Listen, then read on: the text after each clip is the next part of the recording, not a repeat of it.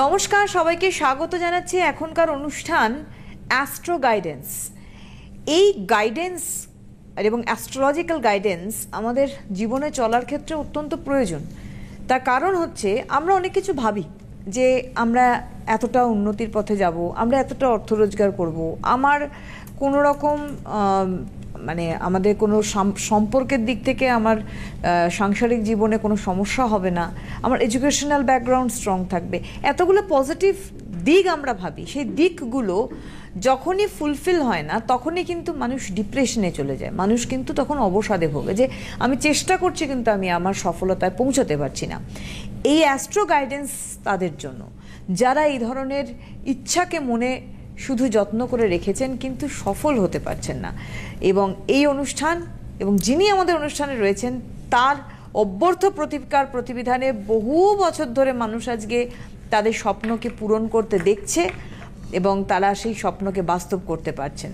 এবং আজকে তাকে অনেক অনেক সময় পার করে আবার আমাদের মাঝখানে পাওয়া অ্যাস্ট্রো গাইডেন্সের মাধ্যম দিয়ে, এবং বলতে পারি অপেক্ষাও করছিলাম আমরা যে আবার কবে উনি অনুষ্ঠান আমাদের সঙ্গে শুরু করবেন, পথ চলবেন। কারণ তার গাইডলাইন্স অবশ্যই কিন্তু অত্যন্ত প্রয়োজনীয় এবং অপরিহার্য। আমাদের সঙ্গে রয়েছেন বাকসিদ্ধ মাতৃসাধক এবং বিশিষ্ট ভবিষ্যৎ বক্তা শ্রী রামকৃষ্ণ। অনেক দিন বাদে দাদাকে অনেক অনেক স্বাগত জানাবো। নমস্কার, আমার সকল দর্শক বন্ধুদের প্রণাম জানাই এবং আমার আরাধ্য দেবী তারামাকে প্রণাম জানিয়ে আজকে আমি আসতে পেরে খুব নিজেকে গর্বিত মনে করছি। তো বিষয় হচ্ছে যে মাঝে মাঝে আমি নানা জায়গায় চলে যাই, অনেক কিছু শেখার চেষ্টা করি, জানার চেষ্টা করি, বহু মানুষের সঙ্গে কথোপকথন করি, একটু নিজেকে আরও একটু ঝালিয়ে নিই, তৈরি করে নিই। যত যারা আমার কন্ট্যাক্টসে আছেন যারা, তারা তাদের সমস্যাগুলোর জন্যই আমার মেনলি বনে জঙ্গলে নানা জায়গায় নানা জিনিস কালেক্ট করার জন্য সময় দিতে হয়। তো অনেক কিছু শিখতে হয়। কিছুদিন ছিলাম কামাখ্যায়, আবার তারাপীঠেও একটা নিজস্ব আশ্রম তৈরি করেছি। হ্যাঁ, তো সেই জায়গা থেকে চেষ্টা চালিয়ে যাচ্ছি আরও কত ভালো ভালো জিনিস আমি তুলে দিতে পারবো। সমস্যাবিহীন মানুষ্য জীবন হয় না, কখনোই না, কখনোই সমস্যাবিহীন মানুষ্য জীবন হয় না। মানুষ দেশ বিদেশ থেকে ছুটে আসে আমার কাছে।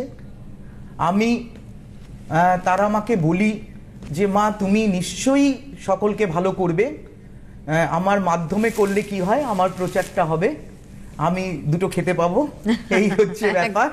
তবে হ্যাঁ, মানুষ কিন্তু অপেক্ষা এই জন্য আপনার জন্য করেন, তার কারণ হচ্ছে দীর্ঘ সময় আপনি আমাদের চ্যানেলের সঙ্গে যুক্ত রয়েছেন দাদা, এবং মাঝখানে এই যে আপনি আপনার এই জ্যোতিষ জগৎকে আরো বেশি সমৃদ্ধশালী করতে আপনি বিভিন্ন জায়গায় গেছেন, যাচ্ছেন এখনো, আবার অনেক দিন বাদে আপনি আমাদের সাথে যুক্ত হয়েছেন। এইখান থেকে একটা জিনিস মানুষ জানেন যে একটা সফলতা, যে সফলতাটা একদম পারফেক্টলি পাবো, এবং সেটা কিন্তু অবশ্যই শ্রীরামকৃষ্ণ হাত ধরে এবং তার প্রতিবিধানে। কেন বললাম কথাটা, আজকে 30 বছরের উপর আপনি কিন্তু এই জগতের সঙ্গে যুক্ত রয়েছেন, এবং যুক্ত বলে বলবো না, যুক্ত শুধু না, তার সঙ্গে মানুষকে এই 30 বছরের ওপর ধরে মানুষকে কিন্তু আপনি সফলতা দিয়ে আসছেন যে কোনো ক্ষেত্রে। এডুকেশনাল ব্যাকগ্রাউন্ড স্ট্রং করার ক্ষেত্রে বলুন, প্রফেশন প্রপার তৈরি করা, ক্যারিয়ার গাইডেন্স থেকে, এবং তার সঙ্গে সঙ্গে অবশ্যই দাম্পত্য সমস্যার সমাধান, সব কিছুর ক্ষেত্রে কিন্তু ওনার প্রতিবিধান। আর আজকে যে বিষয়টা আমি বলতে চাই সেটা হচ্ছে, এতদিন মানুষ তো সবসময় র্যাট রেসের মধ্যে যাচ্ছে, সফলতা চাইছে। বিশেষ করে বিয়ের ক্ষেত্রে আমরা দেখেছি প্রচুর মানুষ সমস্যার সমাধান, মানে সমস্যার সম্মুখীন হচ্ছেন, হাজার চেষ্টা করছে, দেখতে সুন্দর বা সুন্দরী, ভালো পেশায় রয়েছে, তারপরেও বিয়ে হচ্ছে না। এই জায়গাটা কেন হয়? দেখুন, আমি প্রথমে আপনাকে একটা কথা বলি যে আপনি লক্ষ্য করবেন যে প্রচুর পশ্চিমবঙ্গ থেকে এবং আসাম থেকে, বাংলাদেশ থেকে প্রচুর মানুষ ট্রিটমেন্টের জন্য ইসেতে যায়, ব্যাঙ্গালোর, বাইরে যায় ট্রিটমেন্টের জন্য। শুধু তার একটাই কারণ হচ্ছে ব্যবহার, ডাক্তারের অমায়িক ব্যবহার দেখলে মনে হবে যে রোগটা মনে হয় 90% সেরে গেল।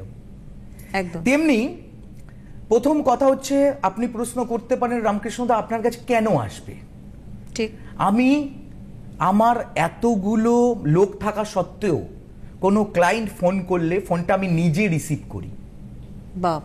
এটা বিশাল আমি কিন্তু ব্যাপার। নিজে রিসিভ করি, যদি বলি যে শর্টে বলুন, হয়তো দুটো কথা বলি, কিন্তু ফোনটা আমি রিসিভ করি। মানুষ কিন্তু প্রচন্ড অসহায়, সমস্যা যখন জর্জরিত হয়ে যায়, এতে কি হয় আমি লক্ষ্য করেছি, বেসিক্যালি অনেকে কিন্তু মনে করেছে নিজের জীবন রাখবো না, তখন আমার ওই দুটো কথা তার জীবনটা কিন্তু বেঁচে গেছে। একদমই তাই। হ্যাঁ, আমি এই জন্য মানে খুব আনন্দিত। আমি আমি ভাবি যে মাই হয়তো আমার সাথে যোগাযোগ করিয়ে দিয়েছে, নাহলে তিনিই বা আমার ফোন পাবেন কেন। যিনি আমার কাছে আসেন, আমি সবসময় মায়ের কাছে প্রার্থনা করি তাকে যেন সুউপদেশ দিতে পারি, তার জীবনটা যেন মঙ্গলময় হয়। হ্যাঁ, এই যে বিবাহের ব্যাপারটা বললেন, বিবাহের ব্যাপারটা নিয়ে ভাবতে গেলে এখন কি হয়েছে জানেন তো, এখন প্রত্যেকের উচ্চাকাঙ্ক্ষা খুব বেশি। ছোটবেলা থেকেই মেয়ে বলুন ছেলে বলুন, খুব মানে তাদের চাহিদাটা এত বেড়ে গেছে, মানে বিজ্ঞাপনের জগতে মানুষ কেনাকাটাটা বেশি করছে। কেনাকাটা যত করবে তত কিন্তু দেশের অর্থনীতিটা ভালো হবে, উন্নতি হবে, এটা কিন্তু ঠিক কথা। এই গ্রাফটা উঠবে, ঠিক। মানুষকে রোজগার করতে হবে, খরচা করে দিতে হবে। তো এবারে প্রত্যেকটা ছেলে মেয়ে কিন্তু তারা প্রচুর বুদ্ধিমান, বুদ্ধিমতী, কিন্তু তারা চাইছে ভালো করতে, কিন্তু নিজের দিকে তাকাচ্ছে না। একটা বিবাহ শুধুমাত্র একটি ছেলে এবং একটি মেয়ের বিবাহ নয়, বুঝতে হবে দুটি বিবাহ হচ্ছে দুটো পরিবারের বন্ধন। দুটো পরিবার, অনেক সময় বিবাহ ভেঙে যায় দুটো পরিবারের কারণে। দুটো পরিবার যেমন একটা বোতলে, সেই বোতলের ছিপিটাই যেমন সেই বোতলটার জন্য প্রযোজ্য, তেমনি একটি ছেলে একটি মেয়ে যদি বিচার করে নিজের মন মানসিকতা এবং পরিবেশ, এই তিনটে যদি বিচার করে নিতে পারে, তবে সেই বিবাহটা টিকবে। আর সব থেকে দুঃখজনক ব্যাপার কি জানেন, একটা বিবাহ ভেঙে গেল, আবার একটা বিবাহ হলো, ঠিক আছে, ছেলেটিও ভালো থাকলো, মেয়েটিও ভালো থাকলো। সব থেকে দুঃখজনক ব্যাপার, তাদের একটি সন্তান যদি থাকে, সেই সন্তানটি আপনি যখন তার সঙ্গে কথা বলবেন না, সে যে কি দুঃখে থাকে সন্তানটি, সে মাকেও ছাড়তে পারে না, বাবাকেও ছাড়তে পারে না। খুব বাস্তব কথা মানে বলেছেন। এই সন্তানটি কিন্তু আগামী দিন বাজে রাস্তায় চলে যেতে পারে। মানে সন্তানের, আমি দেখেছি, আমি অনেকগুলো চার্ট দেখে বোঝা যায় যে যখন আমি চার্টটা বিচার করছি, আরে তোমার মা বাবা অন্যত্র আলাদা, তখন বলে হ্যাঁ আমার মা বাবা আলাদা আছে। কারণ আমি প্রত্যেকটা চার্ট, অষ্টম ঘর, সপ্তম ঘর, নবম ঘর, এগুলো নবাংশ চার্ট পুরো বিচার করে যখন আমি দেখে নিয়ে বলছি, বললাম তোমার মানসিকতা সেই জায়গায় তৈরি হয়নি, মায়া দয়া তৈরি হয়নি। মানে একটা সন্তানকে বড় করতে গেলে, যেমন একটা গাছ আপনি ভালো জাতের যতই লাগান, সেই গাছটার মধ্যে জল দিচ্ছেন, সার দিচ্ছেন, সব দিচ্ছেন, কিন্তু গাছটির সামনে যদি আগুন জ্বালিয়ে রাখেন আপনি, তাহলে কিন্তু সেই গাছটি কিন্তু বাঁচবে না। তেমনি ভালোবাসার একটা প্রয়োজনীয়তা আছে। পিতা মাতা দুজনের একত্র ভালোবাসায় একটা সুন্দর সন্তান তৈরি হয়। এই সুন্দর সন্তানটি দেখবেন টার্গেট দিয়ে দেয়, অনেকে বাচ্চাকে মারে পড়াশোনা করার জন্য। জানেন, আমি এগুলোর থেকে প্রচন্ড বিরোধী। বাচ্চাকে কাউন্সিলিং করুক, বোঝাক, আর বাচ্চারা কিন্তু পিতা মাতাকে খুব ফলো করে। জানেন, আমার বাবা আমার দাদুকে কতটা সম্মান করছে, আমার বাবা আমার ঠাকুমাকে কতটা সম্মান করছে, আমার বাবা বিশেষ করে আমার মাকে কতটা সম্মান করছে, এটাও কিন্তু বাচ্চার মনের মধ্যে একটা জায়গায় কিন্তু থাকে। এগুলো সাইকোলজিক্যালি এগুলো বুঝতে হবে। সেই আপনি আমার কাছে অনেকে এসে বলে একটা ভালো কিছু করে দিন, এটা করে দিন, আমার ছেলে যেন বিশাল বড় হয়। দেখবেন অনেক ক্ষেত্রে দেখবেন যে ছেলে বড় হয়েছে, ছেলে বিদেশে আছে, বড় ডাক্তার হয়েছে, বড় ইঞ্জিনিয়ার হয়েছে, বাবা চায়ের দোকানে এসে গল্প করে যে আমার ছেলে আজকে আমেরিকায় আছে, আমার ছেলে ইউকেতে আছে, আমার ছেলে কানাডায় আছে। হ্যাঁ, এইটুকু গর্বই তার কিন্তু সার হয়। হয়তো দেখা গেল তিনি অসুস্থ হয়ে গেছেন, ছেলে টাকা পাঠিয়ে দিয়েছে, আসার সময় পাননি। হ্যাঁ, আবার অনেক ছেলে আছে যে সে মানে অল্প রোজগার করেন, কিন্তু পিতা মাতার কাছে ছুটে আসেন, মা বাবার দুঃখের ব্যাপারটা বোঝেন। এই ব্যাপারটা কিন্তু মন মানসিকতা তৈরি হয়। একজন দাম্পত্য কলহ যদি যে বাড়িতে না থাকে, হাজবেন্ড ওয়াইফের মধ্যে যখন খুব সুন্দর একটা সম্পর্ক থাকে, সন্তানও কিন্তু তার মন, মানসিকতা, চিন্তাধারা এগুলো কিন্তু তৈরি হয়। হ্যাঁ, দেখবেন, লক্ষ্য করবেন আপনি, রামকৃষ্ণ মিশন যারা, তাদের একটা হসপিটাল আছে, সেখানে কোনো মা, গর্ভবতী মা যখন ওখানে অ্যাডমিশন হয়, একটা বুকস দেওয়া হয়, সেই বইটা তাকে পড়তে বলা হয়, আর বলা হয় যে আপনি ধ্যান করবেন, ভালো চিন্তা করবেন, ভালো ভাবনা করবেন। আগেরকার দিনে ঠাকুমারাও বলতেন যে তুই এখন সন্তান তোর গর্ভে আছে, তুই খারাপ চিন্তা করিস না, তুই সবসময় সুচিন্তা সুভাবনা করবি। মানে সৃষ্টির প্রথম থেকে ভালো মা না হলে না ভালো সন্তান হয় না। ঈশ্বরচন্দ্র বিদ্যাসাগর, একটা কথা আছে, charity begins at home. Ishwarchandra বিদ্যাসাগরের মা দাতা ছিলেন। তিনি, বিদ্যাসাগর মহাশয় ওনাকে একটা শাল কিনে দিয়েছিলেন, মা ঠান্ডার মধ্যে তুমি এরকম থাকো। উনি শালটা যত্ন করে রেখেছিলেন। বলেছিলেন, মাকে জিজ্ঞেস করলেন, মা তুমি শালটি ধারণ করো না কেন? মা বললেন, তুই যেদিন আমার গ্রামের সকলে যেদিন পড়তে পারবে সেদিন আমি এটা পরবো, ওদের সামনে কি করে পড়ি, তখন তুই সবার জন্য এনে দে। আজকে ঈশ্বরচন্দ্র বিদ্যাসাগরের মতো মানুষকে আমরা পেয়েছি তার মায়ের জন্য। হ্যাঁ, শুধু মা বাবা দুজনকে কিন্তু সেরকম ভাবে শুধু ছেলেকে পর এ বলে হবে না। তাই বিবাহের কথা আপনি যখন প্রশ্ন করলেন, বিবাহের একটা, মানে আমি আসল পয়েন্টসে আছি, আমি সাইডে সরে গেলাম। মাঙ্গলিক যোগটা কিন্তু একটা গুরুত্বপূর্ণ যোগ। আচ্ছা, প্রথম কথা, অনেক আমার প্রফেশনে যারা আছেন তারা বেশিরভাগ ক্ষেত্রে এড়িয়ে যান বিষয়টা। হ্যাঁ, একটা প্রতিকার বা প্রতিবিধান দেওয়ার প্রথমেই চেষ্টা করেন, কিন্তু মনে রাখবেন যে জাতক বা জাতিকার হরোস্কোপে মাঙ্গলিক যোগ লক্ষ্য করা যাচ্ছে, তাকে কিন্তু প্রথমেই বলতে হবে, তুমি কিন্তু চিন্তাধারাটা তোমার, তুমি নিজে ঠিক আর পৃথিবীর সবাই বেঠিক তোমার চিন্তাধারায়। যেমন মানুষ সকলের কথা শুনে একটা সিদ্ধান্ত নেয়। আমি একটা মানে আমি চিন্তা করলাম যে এটা আমি করব, কিন্তু যাদের মাঙ্গলিক যোগ হয় তারা কিন্তু একটা জায়গায় থাকে সব সময়, আমি এটাই আমি করব। এটা অনেক সময় সাকসেস হয়, অনেক সময় হয় না, বেশিরভাগ ক্ষেত্রে হয় না। এই জেদটা হাজবেন্ডকে বলে আমি যেটা বলবো সেটাই তোমায় করতে হবে, ওয়াইফকে বলে আমি যেটা বলবো, চাপিয়ে দেওয়া। বিবাহ কিন্তু একটা পার্টনারশিপ, ব্যবসার মতো। হ্যাঁ, দুজন পার্টনার মিটিং করবে, সিদ্ধান্ত হবে, তারপরে একটা। হ্যাঁ, একজন যদি আরেকজনকে শুধু ডমিনেট করে, তাইলে কিন্তু সংসার টিকতে পারে না। আমরা যদি একটা 360 ডিগ্রি একটা বৃত্তের মধ্যে আমাদের, যেমন লগ্ন থেকে আমরা অ্যান্টি ক্লকওয়াইজ যদি আমরা ক্যালকুলেশন করি, হ্যাঁ, আমাদের অনেকে, আমি অনেক স্টুডেন্টদের বলি, আমার একটা ইনস্টিটিউশন আছে, আপনি তো জানেন, ইন্ডিয়ান অ্যাস্ট্রোলজিক্যাল ইনস্টিটিউশন।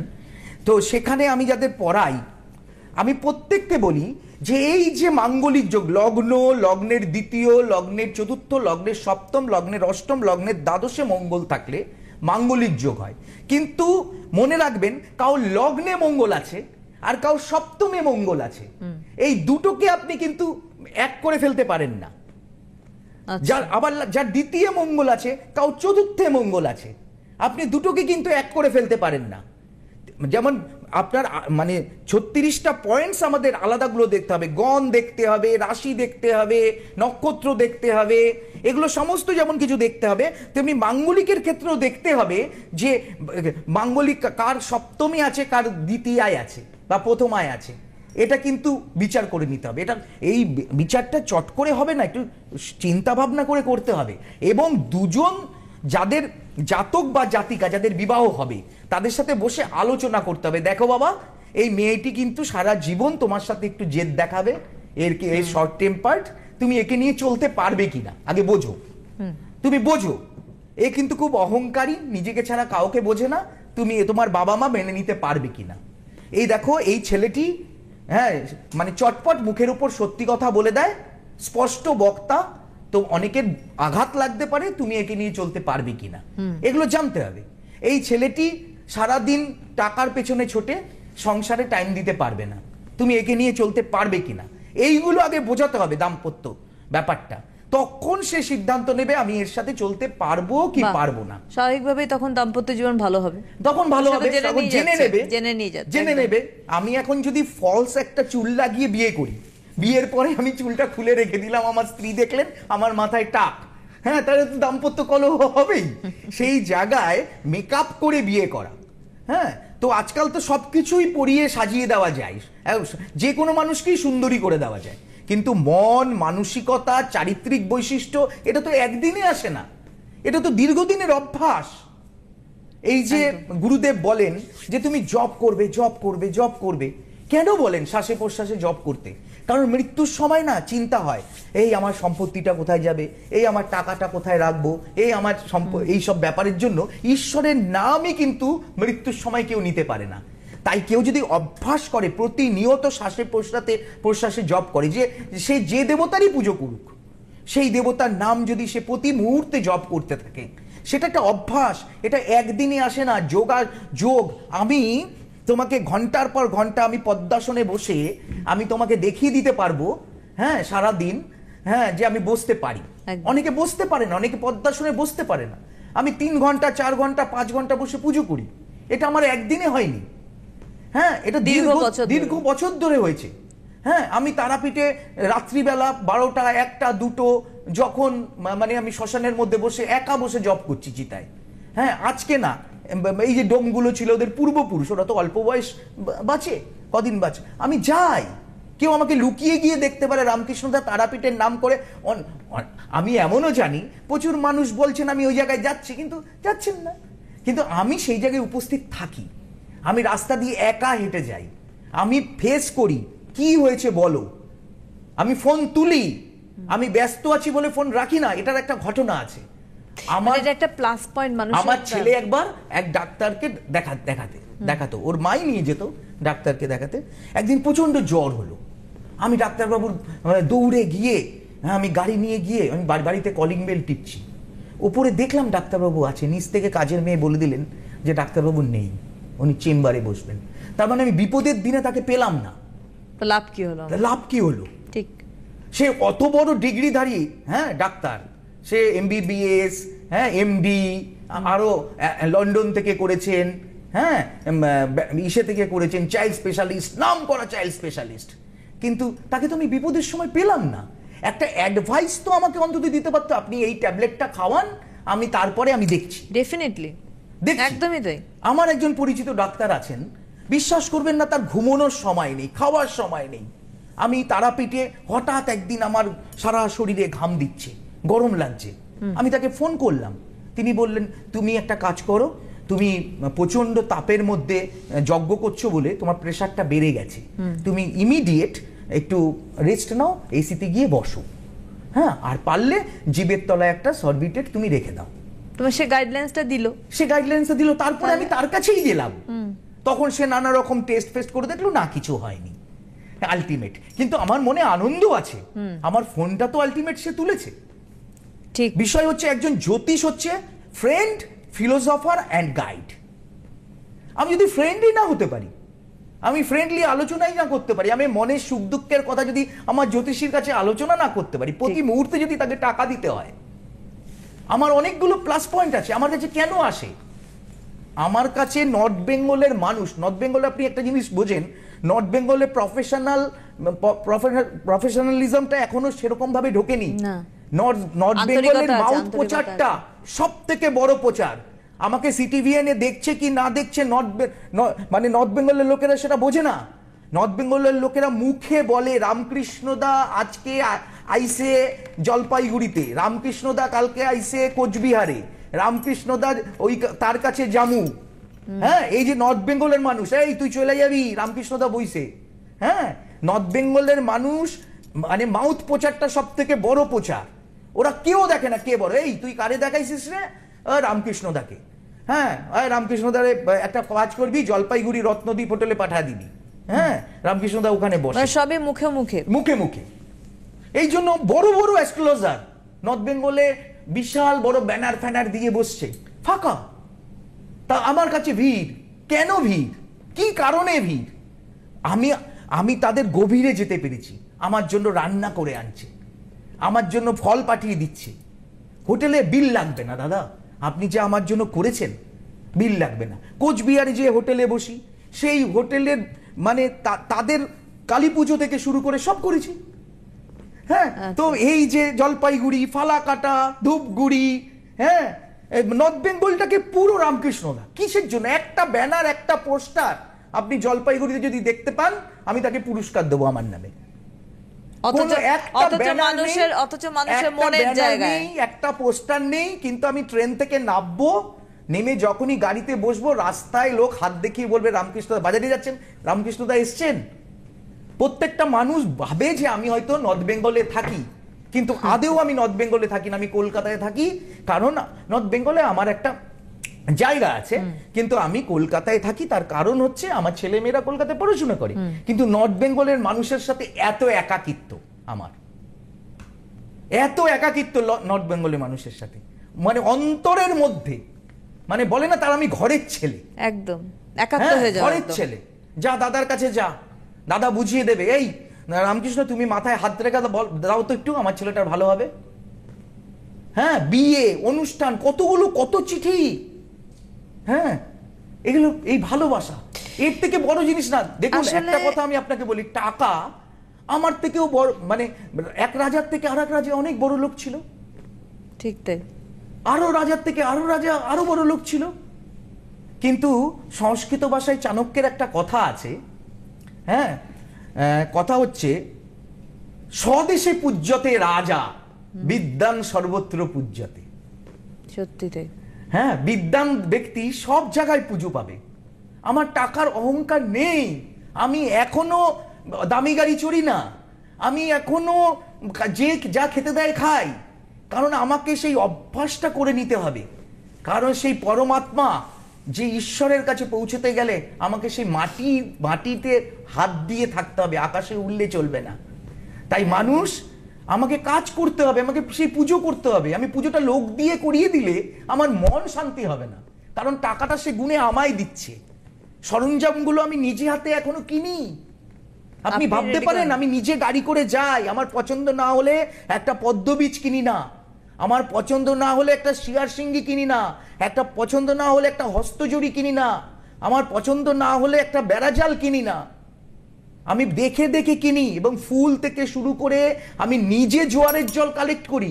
কেউ আমাকে বোতলে করে পুজোর সরঞ্জাম দশকর্মার থেকে বলে দিল এটা গঙ্গার জল, আমি মেনে নেব, সেটা আমার একদম মনটা না আমার একটুখানি খুঁতখুত খুঁতখুত করে। এটা আপনি বলতে পারেন এটা আমার ভক্তি হয় না। আমি মাকে দেব, হ্যাঁ, আমি যখন দেব তখন ভালো করে দেব, ভক্তি শ্রদ্ধার সঙ্গে করব, তো করব না। বাহ, মানে একটা কথা বলবো যে আজকে আমরা যে আলোচনাটা করছি, এটা একটা খুব বাস্তব বিষয় যে রামকৃষ্ণদা কিন্তু মানুষের মনের ভিতরে একেবারেই জায়গা করে নিয়েছেন। তার কারণ হচ্ছে, দেখুন, অভ্যর্থ প্রতিকার প্রতিবিধান ওনার এই জন্যই কাজ করে, কারণ উনি মানুষকে বোঝেন, মানুষের সমস্যাটার পর্যন্ত পৌঁছন, তবে গিয়ে উনি সমাধানটা বার করতে পারেন, কারণ ইনি জানেন যে কোন প্রতিকারে কাজ করবে এবং কিভাবে কাজ করবে। দেখুন, আমি একটা কথা বলি, আপনি নেগেটিভ ভেবেই আমার কাছে একবার আসুন না, ভাবুন না অনেক জ্যোতিষী কি করতে পারেনি, রামকৃষ্ণদাও পারবে না, এই ভেবে একবার আসুন, দেখি না চেষ্টা করে। ঠিক, কিন্তু মনে রাখবেন, আমাকে আমার তারা মা, আমার জন্মদাত্রী মায়ের আশীর্বাদে আমি আজ পর্যন্ত কারোর কাছে ছোট হইনি, আমার মুখ রক্ষা হয়েছে। এই আশীর্বাদটুকু আমার সকলের আশীর্বাদের জন্য আমি পেয়ে যাচ্ছি। দেখবেন মানুষ যখন অপরাধ করে, লোক তাকে মানে বাবা মা তুলে নানা রকম বাজে কথা বলে, বাবা মায়ের তো অসম্মান, এগুলো সে যত টাকার মালিক হোক, তার বাবা মা তো তাকে খারাপ সন্তান করেনি। ঠিক, তাই আমি বলবো যে একবার আমার কাছে যেগুলো ফেলিওর কেস, আমার কাছে একবার আমি চেষ্টা করি না, যেগুলো জটিল সমস্যা যেগুলো হচ্ছে না, কাল সর্প যোগ, হ্যাঁ, যেগুলো কাটাতে পারছে না, একবার আসুন না, দেখি না আমার একটা পরামর্শ জীবনটা বদলে দিতে পারে কিনা। জীবন যে বদলে যায় সেটা কিন্তু শ্রীরামকৃষ্ণর কাছে এসে মানুষ বারবার করে বুঝেছেন, পেয়েছেন, পাচ্ছেনও। বলে রাখি যে এই যে 30 বছরে ওনার এই জ্যোতিষ জগতে যুক্ততা, মানুষকে সফলতা দেওয়ার কাজ, এবং বিভিন্ন জেলা, নর্থ বেঙ্গল, তার সঙ্গে সঙ্গে দিল্লি, মুম্বাই, ব্যাঙ্গালোর, আন্দামানে কিন্তু ওনার চেম্বার রয়েছে। অবশ্যই ফোন নাম্বার 9038002022 এবং আরেকটি 9836153266 এ বুকিং অবশ্যই অন, বুকিং করুন। আমরা আবারও দেখা করব ঠিক এই অনুষ্ঠানে রামকৃষ্ণ দার সঙ্গে। অনেক অনেক ধন্যবাদ যেমন দাদাকে, ধন্যবাদ আপনাদের জানাই, নমস্কার। জয় মা তারা।